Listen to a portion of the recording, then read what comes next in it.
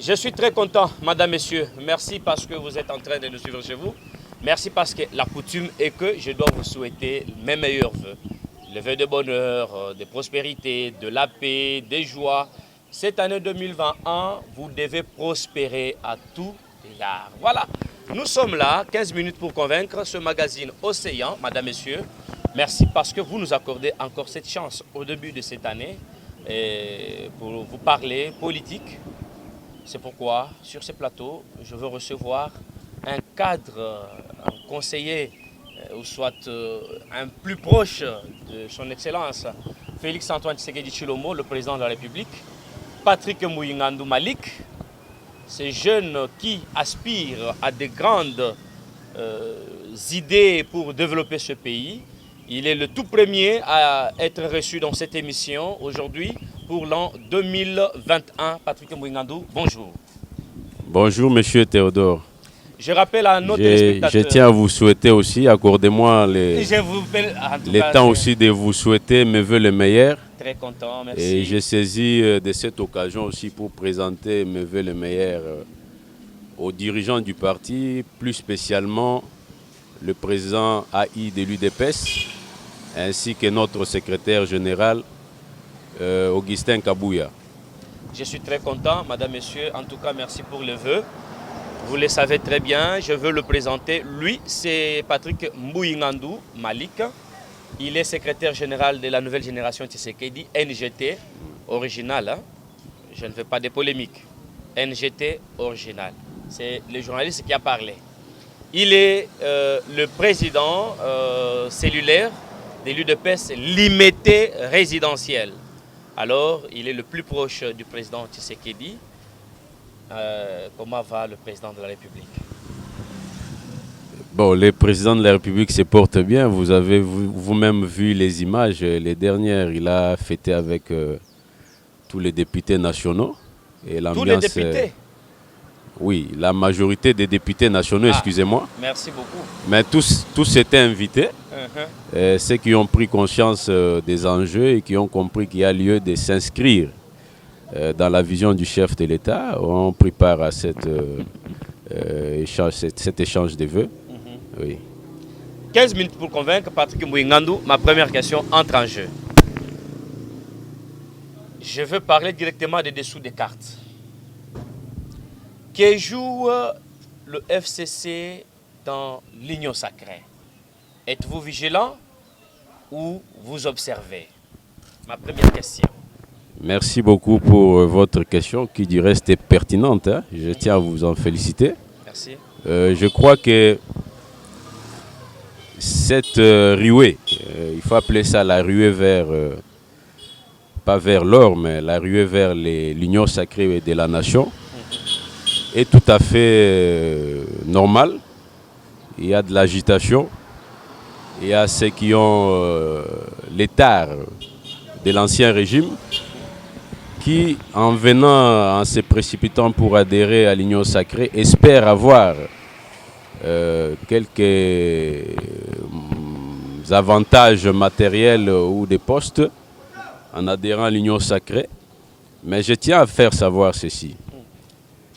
La vision que le chef a lancée de l'union sacrée, ce n'est pas une histoire pour venir faire un partage des postes et des responsabilités. Le chef a lancé cette vision afin de relever les défis qui sont les nôtres, à savoir la lutte contre la corruption, les renforcements de l'état des droits et de la bonne gouvernance.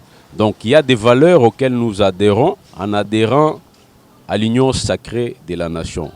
Il ne s'agit pas ici de faire pérenniser un système ou des anti-valeurs. Le chef a lancé ça, c'est un appel qu'il a lancé à toutes les filles et fils du pays.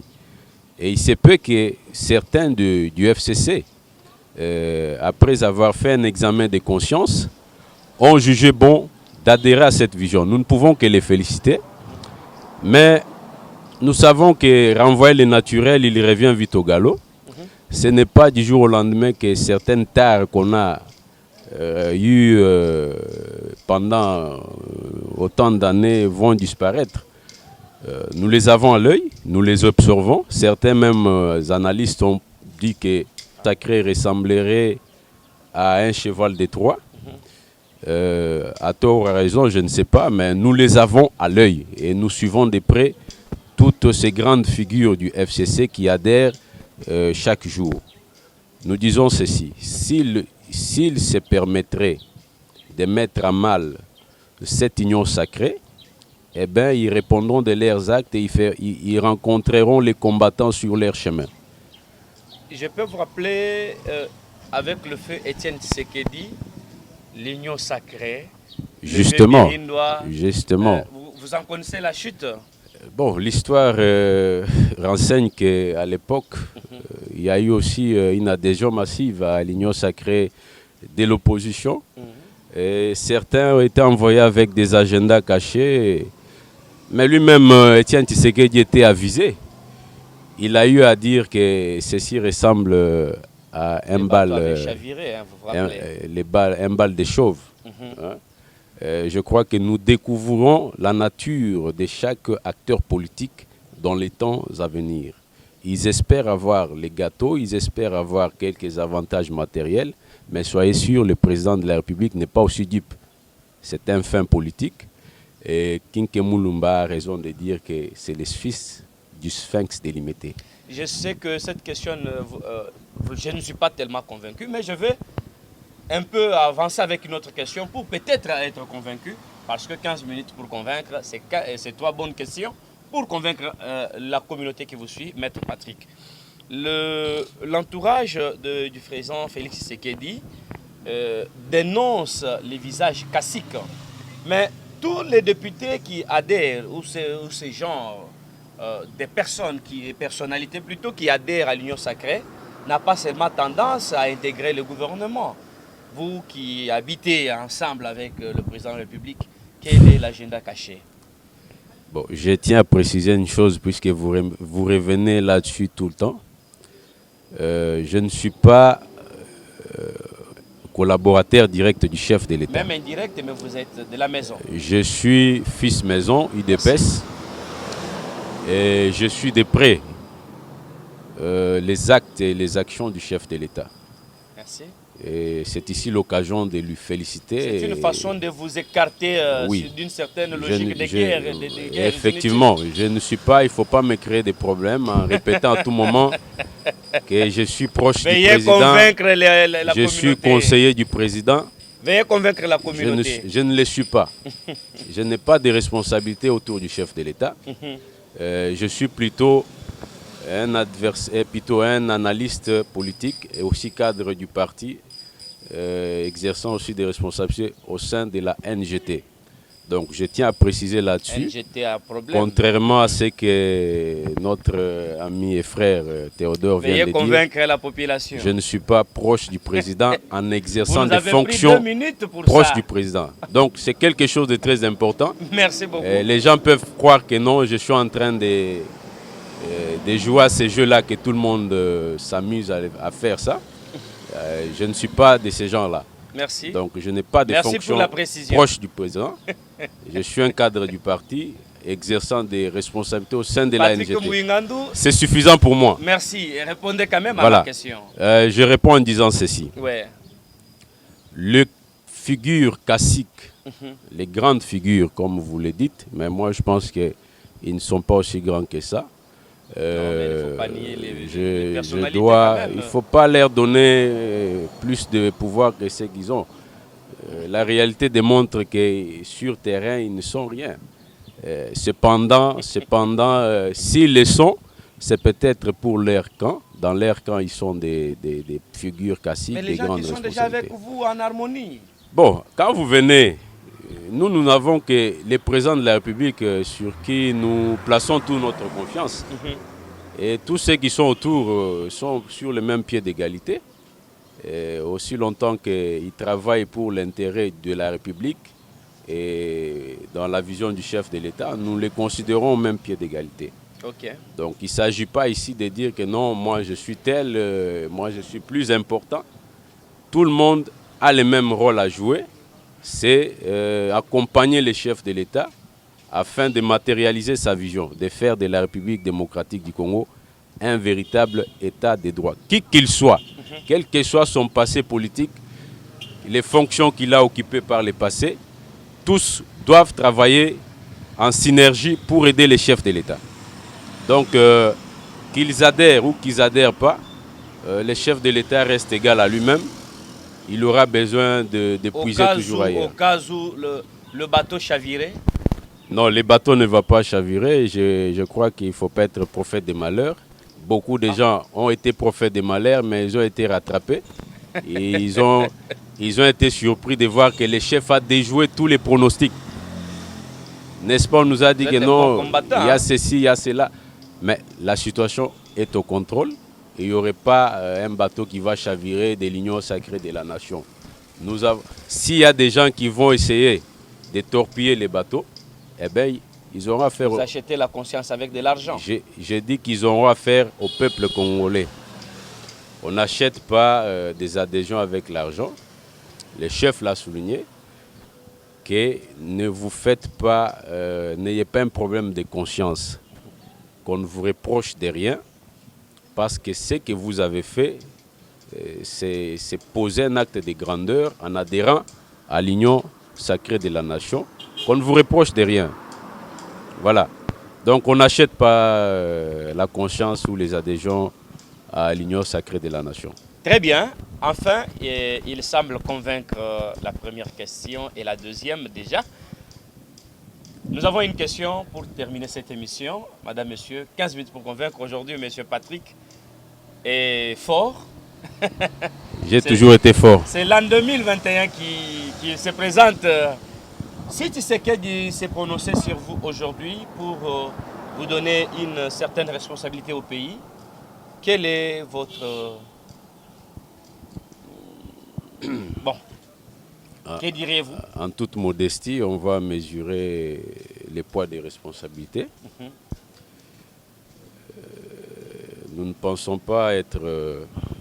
nous méritons aussi d'assumer des fonctions, mais nous n'avons pas intérêt à dire que voilà, le chef a tout intérêt à nous donner des responsabilités. S'il est fait, voilà. Et surtout qu'il veut rajeunir la classe politique. Nous allons assumer ces fonctions dans l'intérêt du peuple congolais et nous nous disposerons toujours à être à son service pour atteindre les objectifs qu'il tient à atteindre pour 2021 et pourquoi pas pour tout son mandat, tout son quinquennat.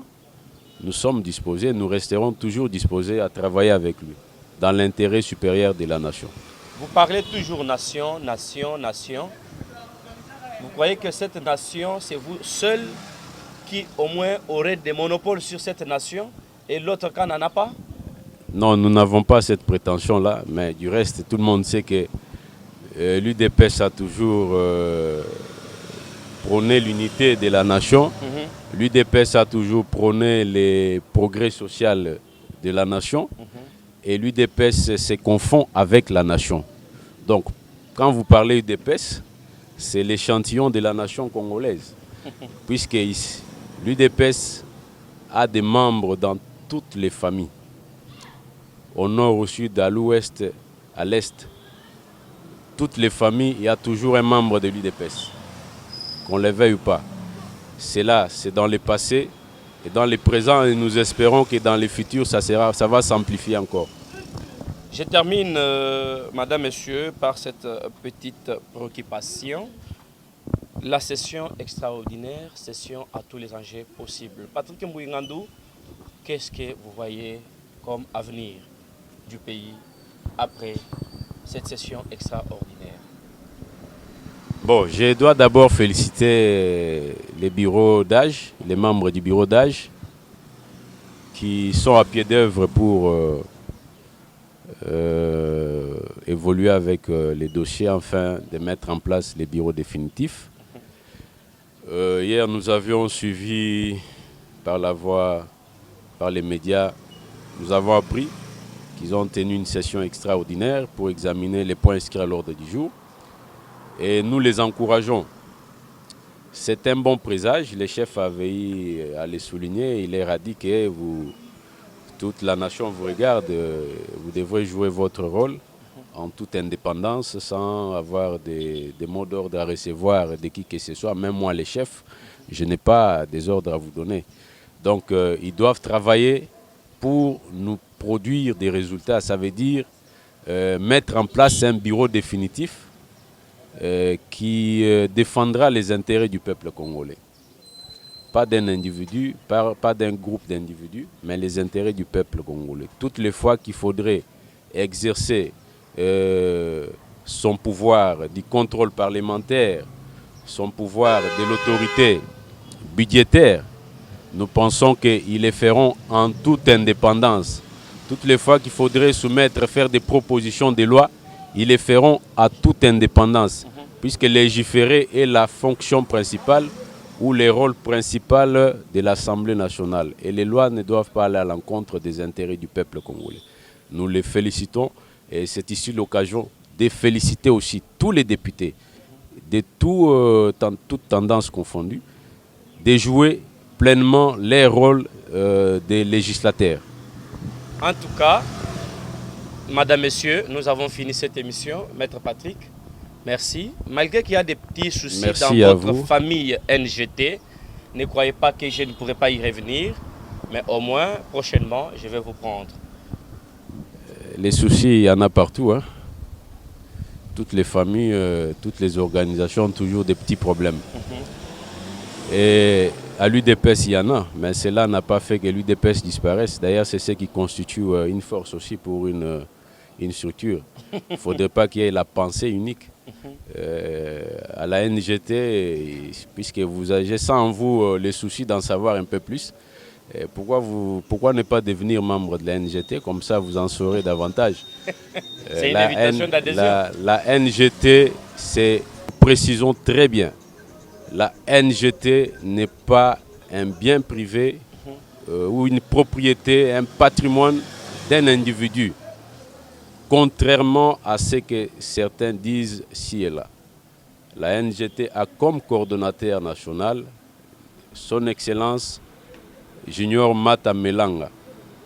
Et il a reçu mission d'assurer l'implantation massive de la NGT sur tous les territoires de la République. Il a reçu mission de réorganiser et de fixer des objectifs stratégiques de la NGT à l'horizon 2023. Et nous sommes en train de travailler en synergie, à l'unisson, pour atteindre ces objectifs. Alors, d'autre part, il y a des dissidents qui sont occupés à vouloir remettre en cause cette autorité. Eh bien, nous disons que les moments venus, ils seront sous le coup des sanctions disciplinaires et ils s'attirent même les courroux des membres fondateurs. Donc, s'ils continuent à persister, à vouloir créer des problèmes au sein de la NGT, eh bien, nous allons les mettre hors d'état de nuire. Voilà, monsieur Théodore. Je vous invite à adhérer, si vous le voulez bien, de venir à la NGT. Oui, voilà. En tout cas, je vous remercie. Je suis très content, madame, monsieur. C'était une réponse directe, contrairement à l'information que nous avons réussi. Heureusement que nous avons trouvé la vraie version à la source. Au moment opportun, nous allons balancer le deux camps pour savoir qui dit la vérité. Augustin Kapouya derrière cette caméra, Théodore Loum, c'est moi. Je m'appelle Monsieur Océan. Merci beaucoup. 15 minutes pour convaincre. Patrick Bouingandou Malik, nous vous disons merci. Je vous remercie infiniment. Merci beaucoup. Et je vous encourage de continuer toujours à travailler avec professionnalisme. Merci beaucoup. Toute cette grande équipe Max Info Océan, nous vous disons merci. Bonne année à toutes vos familles. Bonne année à ma famille, moi aussi. Meilleurs vœux. Nous allons nous retrouver très prochainement. Ciao.